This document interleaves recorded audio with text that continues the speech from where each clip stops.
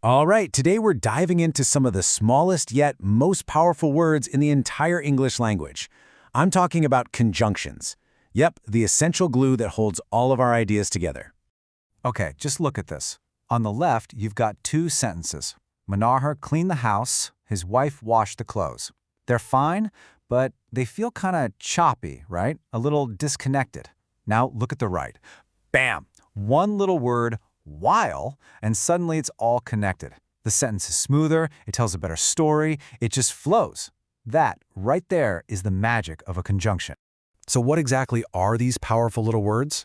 Let's break down what they do and why they're so ridiculously important for linking up our thoughts. At its heart, it really is this simple. A conjunction is a joiner, a connector. Its entire mission in life is to link different parts of a sentence to create a single, more logical idea. And what's so cool is how versatile they are. I mean, they work on every single level. They can join two words, like Sandeep or Srishti. They can link whole phrases, like a dozen eggs and a bottle of milk. And they can even connect entire thoughts or clauses. They're basically the universal connector in our language. Now, to really get a handle on them, we can break them down into two main buckets: coordinating and subordinating. I know, the names sound a bit technical, but trust me, the ideas behind them are actually super simple. First up, coordinating conjunctions. And the name kind of gives it away. They're all about connecting things that are grammatically equal. Think of it like a balanced scale. And you're in luck, because there's a fantastic little trick to remember all 7 of them. Just remember the word fanboys. It stands for, and, nor, but, or, yet, and so. Seriously, if you remember fanboys, you've pretty much got this category down. So how do we use them? Well, the first way is what we call cumulative. It's just adding one thing to another. And is the classic example here. You're not making a choice or a contrast, you're just saying this happened and then this happened.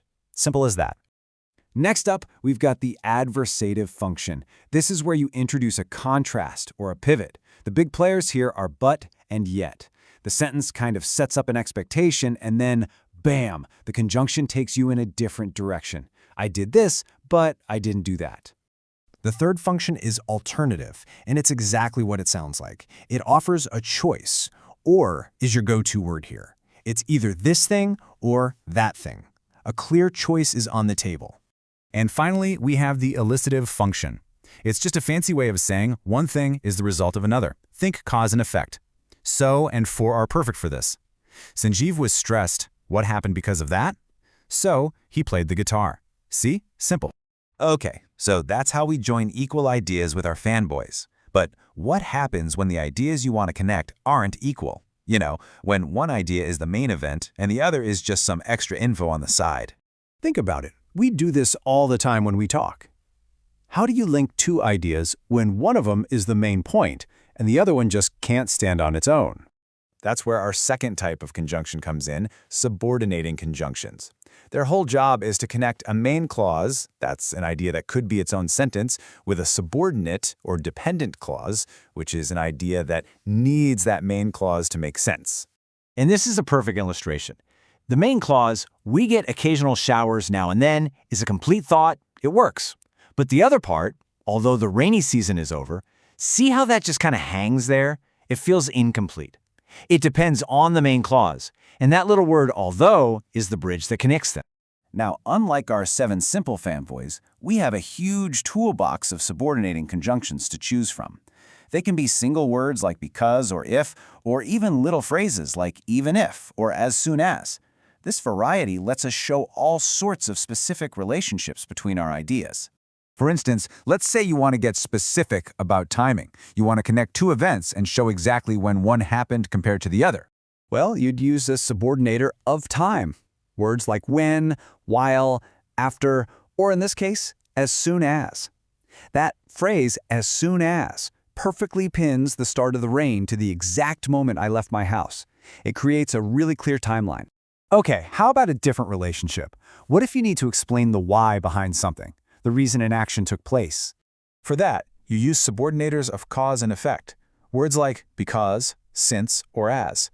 Right here, as tells us the exact reason why I had to sleep in my car. The cause, the hotels were full. The effect, a very uncomfortable night. That one little conjunction makes the link crystal clear. Okay, so we've covered the what and the how, but now we get to the really important part, the why. Because this isn't just a boring grammar lesson. Getting a handle on conjunctions is a game changer for becoming a clearer, more powerful communicator. So why should you care about this? What's the real payoff for your own writing and speaking? Well, when you master conjunctions, you stop writing in short, choppy sentences, and you start creating a real flow, a rhythm. You can show complex relationships, not just that two things happened, but how and why they're connected. Suddenly, your writing has more sophistication, more clarity, and a kind of precision that makes your ideas really land. Because at the end of the day, that's what this is all about. The biggest, most complex ideas in the world are all built by connecting smaller pieces. And conjunctions, they're the tools that let you do that. They really are the smallest words that build the biggest ideas. Now go connect them.